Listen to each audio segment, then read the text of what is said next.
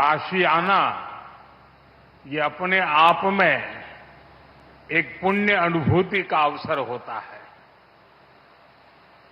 यहां अपने काशीवासी तो है ही, संतजनों और परोपकारियों का भी संग है। इससे सुखद संयोग भला क्या हो सकता है। अभी मुझे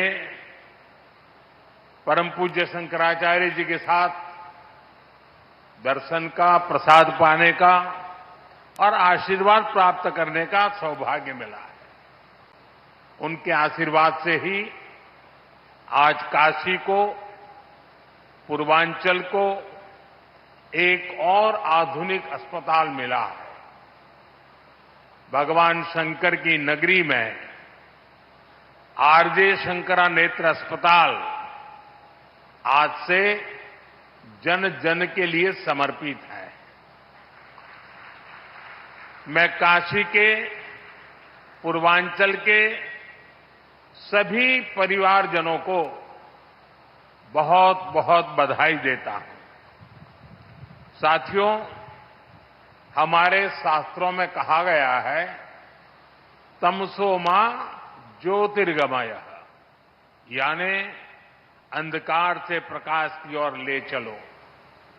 ये आरजे शंकरा नेत्र अस्पताल वाराणसी और इस क्षेत्र के अनेकों लोगों के जीवन से अंधकार दूर करेगा, उन्हें प्रकाश की ओर ले जाएगा। मैं अभी इस नेत्र अस्पताल को देखकर आया हूं। एक प्रकार से ये आध्यात्मिकता और आधुनिकता का संगम है। ये अस्पताल बुजुर्गों की भी सेवा करेगा और बच्चों को भी नई रोशनी देगा। यहां बहुत बड़ी संख्या में गरीबों को मुफ्त इलाज मिलने वाला है। ये नेत्र अस्पताल यहां के युवाओं के लिए रोजगार के भी नए अवसर लेकर आया है। यहां मेडिकल कॉलेजों के छात्र इंटर्नशिप कर पाएंगे, प्रैक्टिस कर पाएंगे। सपोर्ट स्टाफ के तौर पर भी यहां के अनेकों लोगों को काम मिलेगा।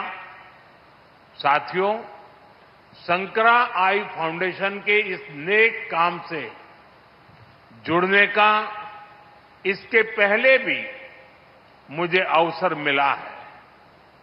मैं जब गुजरात का मुख्यमंत्री था, तब वहां भी शंकरा नेत्र अस्पताल खुला था और आपके गुरुजी के सानिध्य में मुझे उस काम को अवसर मिला था और आज मुझे आपके सानिध्य में इस कार्य का अवसर मिला है।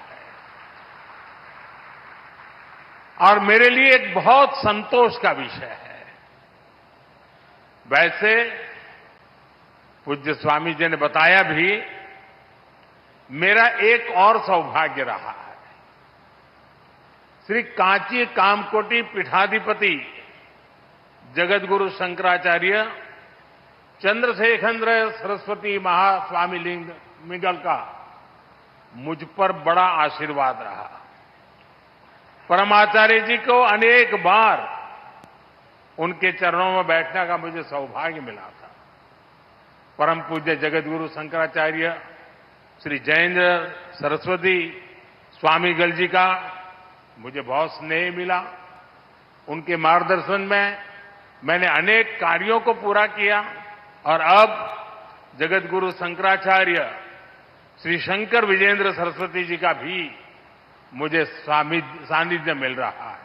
यानी एक प्रकार से 3 गुरु परंपराओं के साथ नाता जुड़ना, इससे बड़ा जीवन का सौभाग्य क्या हो सकता है। ये मेरे लिए व्यक्तिगत तौर पर बहुत बड़े संतोष का विषय है। आज जगतगुरु ने विशेष तौर पर इस कार्यक्रम के लिए मेरे संसदीय क्षेत्र में आने का समय निकाला। मैं यहां के जनप्रतिनिधि के रूप में आपका स्वागत करता हूं और आपका आभार भी प्रकट करता हूं। साथियों, आज के दिन मेरे मित्र राकेश झुनझुनवाला जी की याद आना भी बहुत स्वाभाविक है। व्यापार जगत में उनकी एक छवि से तो है और दुनिया उनकी बहुत चर्चा भी करती है, लेकिन वे सेवा कार्यों से कैसे जुड़े थे वो आज यहां दिखाई देता है। अब उनकी इस विरासत को उनका परिवार आगे बढ़ा रहा है। रेखा जी काफी समय दे रही हैं और मुझे खुशी हुई कि आज मुझे राकेश जी के पूरे परिवार से भी मिलने का मौका मिल गया। मुझे याद है, मैंने शंकरा आई हॉस्पिटल और चित्रकूट आई हॉस्पिटल दोनों संस्थानों से वाराणसी आने का आग्रह किया था। मैं दोनों संस्थानों का आभारी हूं कि उन्होंने काशी वासियों का आग्रह का मान रखा। बीते समय में मेरे संसदीय क्षेत्र के हजारों लोगों का चित्रकूट आई हॉस्पिटल में इलाज किया गया है। अब यहां के लोगों को वाराणसी में ही 2 नए आधुनिक संस्थान मिलने जा रहे हैं। साथियों, काशी की पहचान अनंत काल से धर्म और संस्कृति की राजधानी के रूप में रही है। अब काशी यूपी के पूर्वांचल के बड़े आरोग्य केंद्र, हेल्थ केयर हब के रूप में भी विख्यात हो रहा है। बीएचयू में ट्रॉमा सेंटर हो, सुपर स्पेशलिटी अस्पताल हो, दीनदयाल उपाध्याय अस्पताल और कबीर चौरा अस्पताल में सुविधाएं बढ़ाना हो, बुजुर्गों के लिए, सरकारी कर्मचारियों के लिए विशेष अस्पताल हो, मेडिकल कॉलेज हो, ऐसे अनेक कार्य काशी में दशक में हुए हैं। आज बनारस में कैंसर के इलाज के लिए भी आधुनिक अस्पताल है। पहले जिन मरीजों को दिल्ली, मुंबई जाना पड़ता था, आज वे यहीं अच्छा करा पा रहे हैं। आज बिहार, झारखंड, छत्तीसगढ़ और देश के अन्य हिस्सों से भी हजारों लोग यहां उपचार के लिए आते हैं। हमारी मोक्षदायिनी काशी अब नई ऊर्जा के साथ, नए संसाधनों के साथ नव जीवनदायिनी भी बन रही है। साथियों, पहले की सरकारों के समय वाराणसी समेत पूर्वांचल में स्वास्थ्य सुविधाओं को जमकर नजरअंदाज किया गया। हालात ये थी कि 10 साल पहले पूर्वांचल में दिमागी बुखार के इलाज के लिए ब्लॉक स्तर पर उपचार केंद्र तक नहीं थे। बच्चों की मृत्यु होती थी, मीडिया में हो हल्ला होता था, लेकिन पहले की सरकारें कुछ नहीं करती थी। मुझे संतोष है कि बीते दशक में काशी ही नहीं, पूर्वांचल के पूरे क्षेत्र में स्वास्थ्य सुविधाओं का अभूतपूर्व विस्तार हुआ है। आज पूर्वांचल में दिमागी बुखार का इलाज करने के लिए 100 से अधिक ऐसे केंद्र काम कर रहे हैं। 10 सालों में पूर्वांचल के प्राथमिक और सामुदायिक केंद्रों में 10,000 से अधिक नए बेड जोड़े गए हैं। 10 सालों में पूर्वांचल के गांवों में 5,500 से अधिक आयुष्मान आरोग्य मंदिर बनाए गए। 10 साल पहले पूर्वांचल के जिला अस्पतालों में डायलिसिस तक की सुविधा नहीं थी। आज 20 से अधिक डायलिसिस यूनिट्स का काम कर रही है, जहां मरीजों को यह सुविधा मुफ्त मिल रही है। साथियों, 21वीं सदी के नए भारत ने हेल्थ केयर के प्रति पुरानी सोच और अप्रोच को बदल दिया है। आज आरोग्य से जुड़ी भारत की रणनीति के 5 स्तंभ हैं। पहला, प्रिवेंटिव हेल्थ केयर, यानी बीमारी होने से पहले का बचाव। दूसरा, समय पर बीमारी की जांच। तीसरा, मुफ्त और सस्ता इलाज, सस्ती दवाएं। चौथा, छोटे शहरों में अच्छा इलाज, डॉक्टरों की कमी दूर करना। और पांचवा, स्वास्थ्य सेवा में टेक्नोलॉजी का विस्तार। साथियों, किसी भी व्यक्ति को बीमारी से बचाना भारत की स्वास्थ्य नीति की बड़ी प्राथमिकता है, स्वास्थ्य क्षेत्र का पहला स्तंभ है। बीमारी गरीब को और गरीब बनाती है। आप जानते हैं, बीते 10 साल में 25 करोड़ लोग गरीबी से बाहर निकले हैं। एक गंभीर बीमारी इन्हें फिर से गरीबी के दलदल में धकेल सकती है। इसलिए बीमारी हो ही नहीं, इस पर सरकार बहुत जोर दे रही है। इसलिए हमारी सरकार साफ सफाई, योग, आयुर्वेद, पोषक खान-पान, इन सारे विषयों पर खास ध्यान दे रही है। हम टीकाकरण अभियान को भी ज्यादा से ज्यादा घरों तक ले गए हैं। 10 साल पहले तक ये स्थिति थी कि देश में टीकाकरण का कवरेज 60% के आसपास ही थी, यानी करोड़ों बच्चे तो टीकाकरण के दायरे में ही नहीं थे। और टीकाकरण का यह दायरा हर साल सिर्फ 1-1.5% की गति से बढ़ रहा था। अगर ऐसा ही चलता रहता तो हर क्षेत्र को, हर बच्चे को टीकाकरण के दायरे में लाने में 40-50 साल और लग जाते। आप कल्पना कर सकते हैं कि ये देश की नई पीढ़ी के साथ कितना बड़ा अन्याय हो रहा था। इसलिए सरकार बनने के बाद हमने बहुत ही बड़ी प्राथमिकता के बच्चों के टीकाकरण को दी, उसकी कवरेज बढ़ाने को दी। हमने मिशन इंद्रधनुष शुरू किया। हमने एक साथ कई सारे मंत्रालय को इस काम में लगाया। नतीजा ये आया कि न केवल टीकाकरण कवरेज की दर बढ़ी, बल्कि ऐसी करोड़ों गर्भवती महिलाओं का, करोड़ों बच्चों का टीकाकरण हुआ जो पहले इससे छूट जाते थे। भारत ने टीकाकरण पर जोर दिया। उसका बहुत बड़ा फायदा हमें कोरोना के दौरान मिला। आज पूरा देश में टीकाकरण का अभियान तेजी से चल रहा है। साथियों, बीमारी से बचाव के साथ ही ये भी जरूरी है कि बीमारी का समय पर पता चल जाए। इसलिए ही देश भर में लाखों आयुष्मान आरोग्य मंदिर बनाए गए हैं।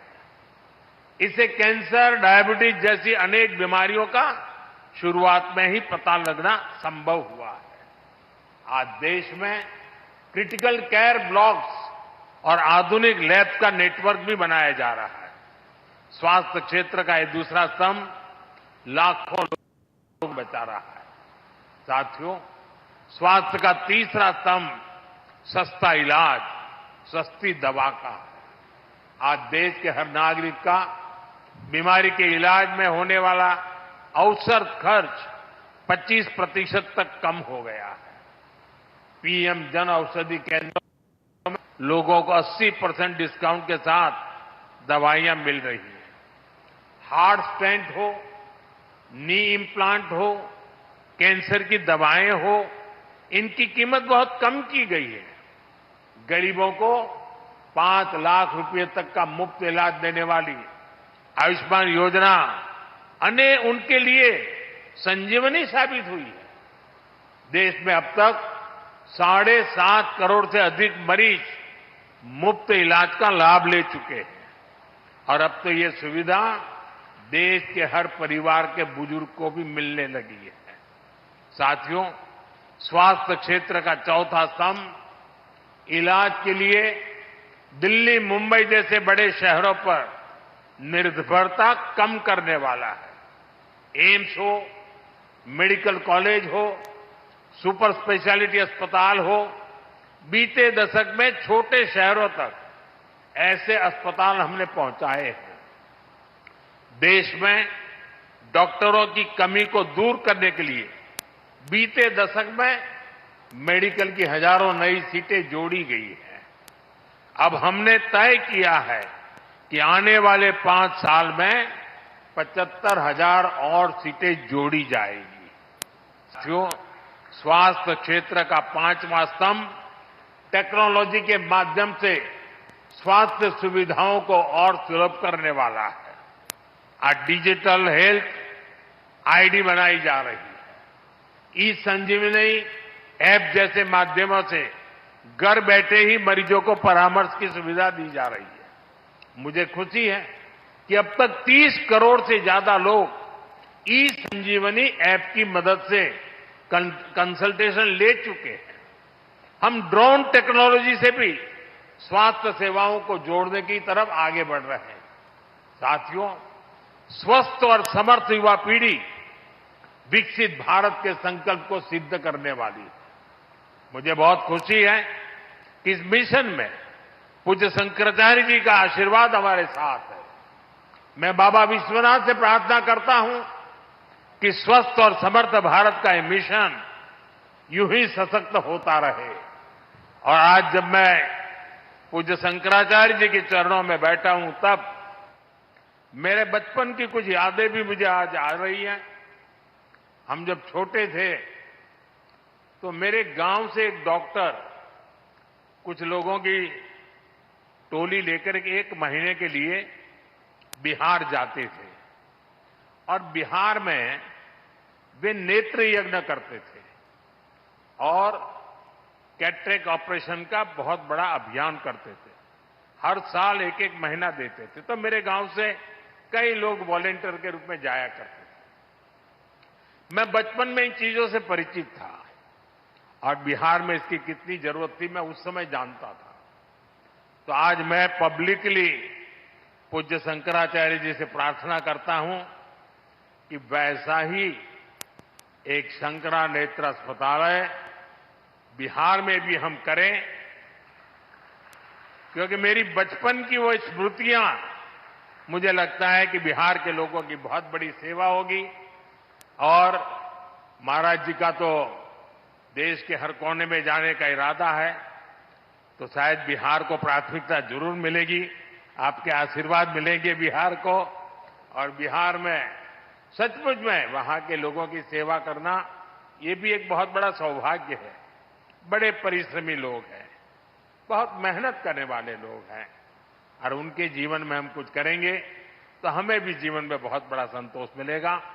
मैं एक बार फिर आप सभी को, विशेष रूप से हमारे जो डॉक्टर मित्र हैं, पैरामेडिक स्टाफ के लोग हैं, उन स्टाफ के सारे भाई बहन हैं, उन सबको भी बहुत बहुत शुभकामनाएं देता हूं और पूज्य जगतगुरु जी के चरणों में शीश नवा करके उनके आशीर्वाद के लिए, उनके सानिध्य के लिए हृदय से अपनी प्रार्थना व्यक्त करते हुए, आभार व्यक्त करते हुए मैं मेरी वाणी को विराम देता हूं। हर हर महादेव।